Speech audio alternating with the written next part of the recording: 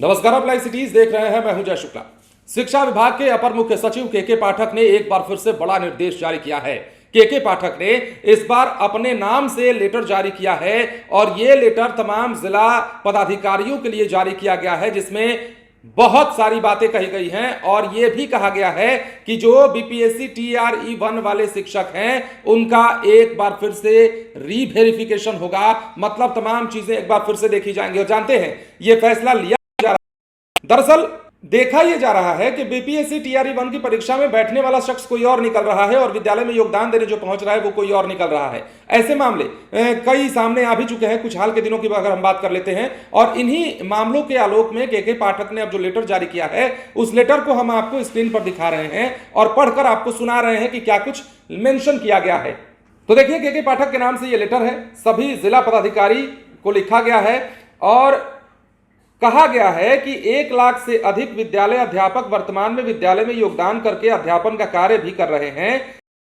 ऐसी शिकायतें मिली जिससे यह पता चला है कि ऐसे कुछ लोगों ने फर्जी नियुक्ति पत्र बनवाने अथवा फर्जी नाम से विद्यालय में योगदान दिया है या ऐसी कोशिश की है।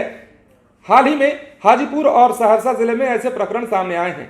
संबंधित व्यक्तियों के विरुद्ध प्राथमिकी दायर की जा चुकी है और इसमें कुछ गिरफ्तारियां भी हुई हैं।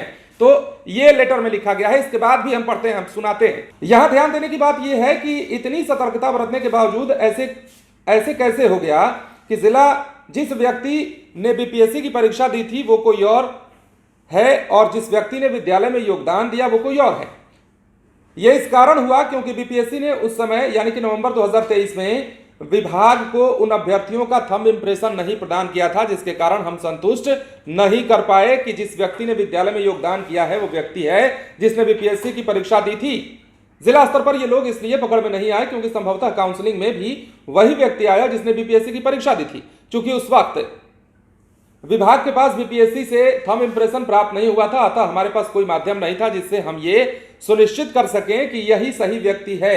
अब देखिए, चौथे नंबर पर क्या मेंशन किया गया है। लिखा गया है कि किंतु हाल ही में यानी कि 18 दिसंबर 23 के बाद से प्रत्येक जिले से रैंडमली लगभग 4000 अध्यापकों को रीवेरिफिकेशन के लिए बुलाया गया है। जब उनकी पहचान की गई तो एक अध्यापक हाजीपुर और सहरसा के साथ 2 अध्यापक पकड़े गए, अन्य 3 अध्यापक भाग खड़े हुए।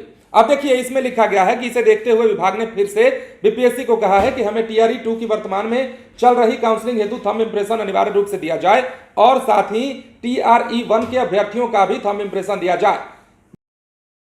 जैसे टीआरई 1 और टीआरई 2 के लिए थंब इंप्रेशन उपलब्ध कराने की सहमति दी है और बीपीएससी के वेंडर द्वारा सभी जिलों में इन मशीनों को लगाना शुरू कर दिया गया है जहां ये थंब इंप्रेशन संधारित है। अब सबसे अंत में लिखा गया है इस लेटर में कि अतः उपरोक्त को देखते हुए विभाग ने निर्णय लिया है कि टीआरई 1 में नियुक्त सभी अध्यापकों का पुनः रीवेरिफिकेशन दिनांक 15/1/2024 को प्रारंभ किया जाएगा।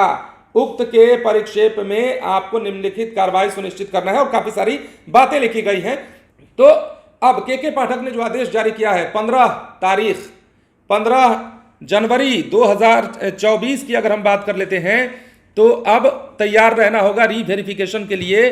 15/1/2024 की उस तारीख पर रीवेरिफिकेशन होगा बीपीएससी टीआरई 1 वाले शिक्षकों का। तो अब के पाठक ने बड़ा आदेश एक बार फिर से जारी किया है और फर्जीवाड़े से बचने के लिए यह आदेश के पाठक के मुताबिक जरूरी भी था। बने रहें लाइव सिटीज के साथ। धन्यवाद।